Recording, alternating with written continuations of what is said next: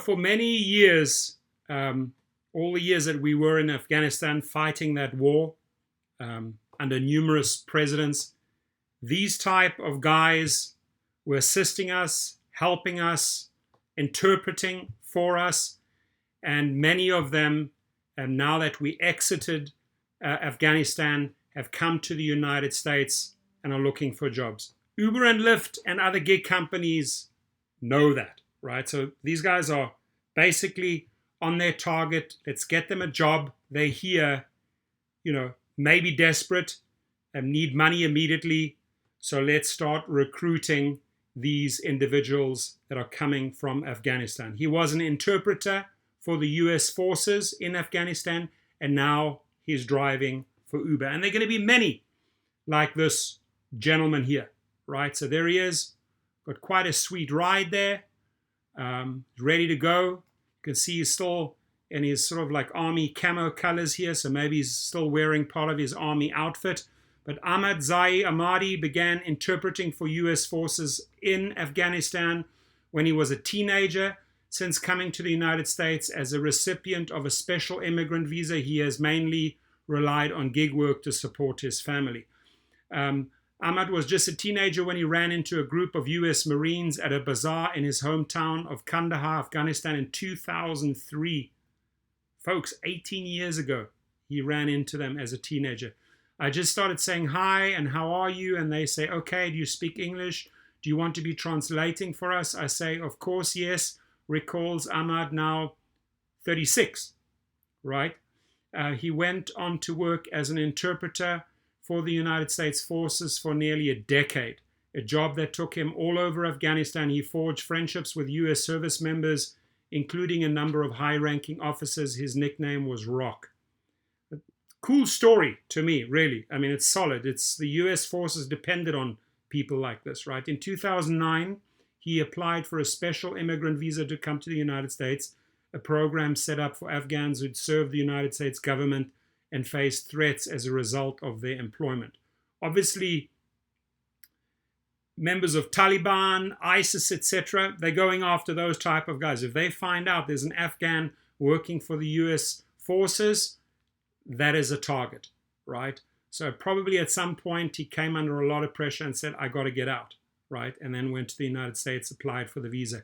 It took 11 years for his visa to come through. By then, he had a wife and 3 children. And soon after arriving in the United States in early 2020, so he's been here for just over a year, he discovered his biggest test yet. He needed to find a way to support his family.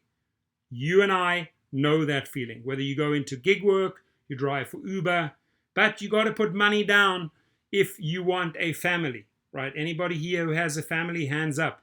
I do. It's the central challenge facing tens of thousands of Afghans who have escaped their homeland in recent months as the United States has pulled out of a 20-year war.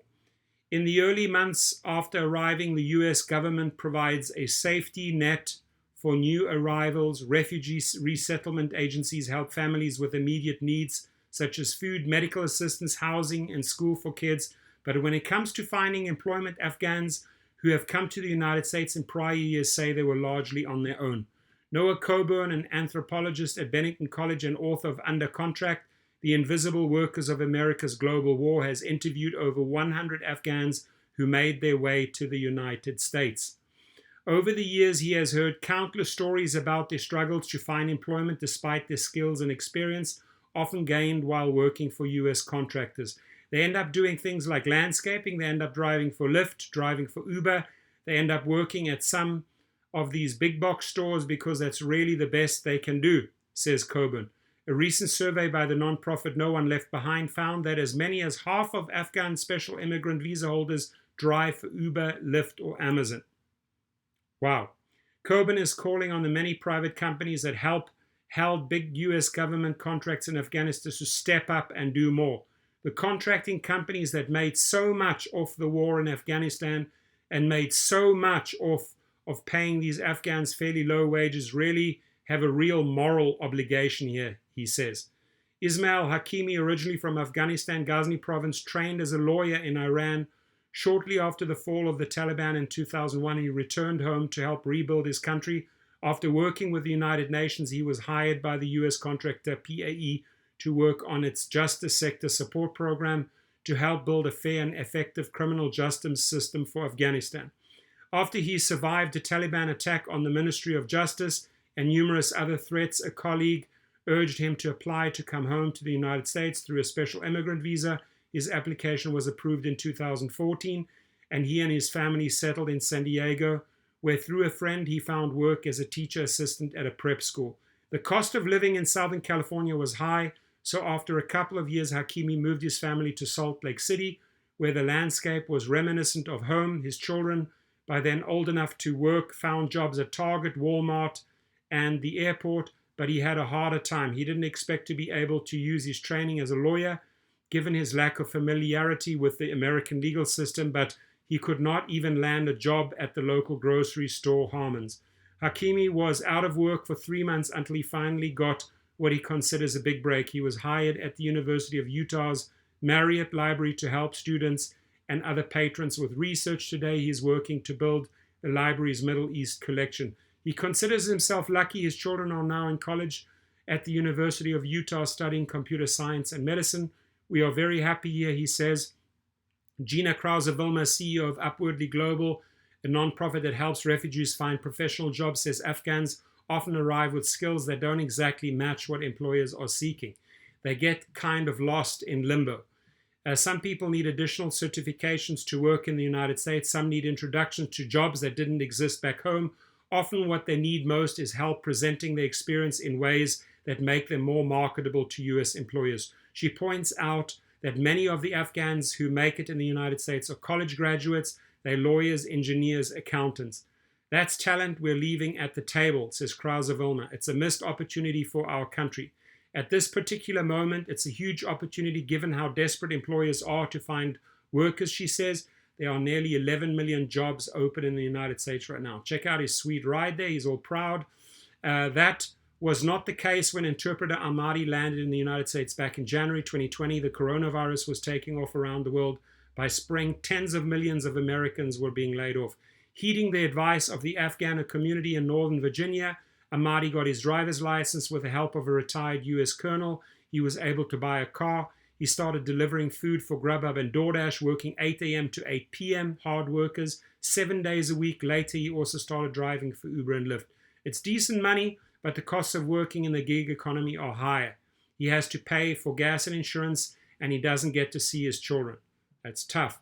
Last year, he got a job at McDonald's for 5 months as a cashier and customer service representative, but the $10 hourly wage wasn't even enough to cover rent. He then moved to Walmart, which paid $12 an hour, but the hours were erratic and the pay still wasn't enough. Ahmad has a high school education and various certifications from Afghanistan. In the many years it took to get the U.S. visa, he worked as the general manager of a fuel delivery company and started his own travel agency, building up a bevy of skills, including in database programming.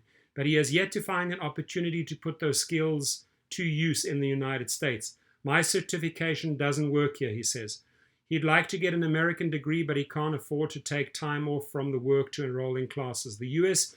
exit from Afghanistan didn't open a brief opportunity.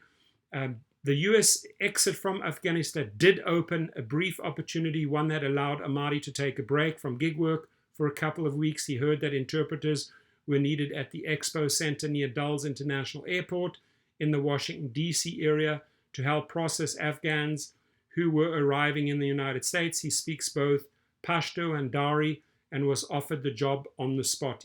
The pay was good, so he worked double shifts from 6 a.m. to 10 p.m. This is a hard worker, folks, to bank as much money as possible while he could.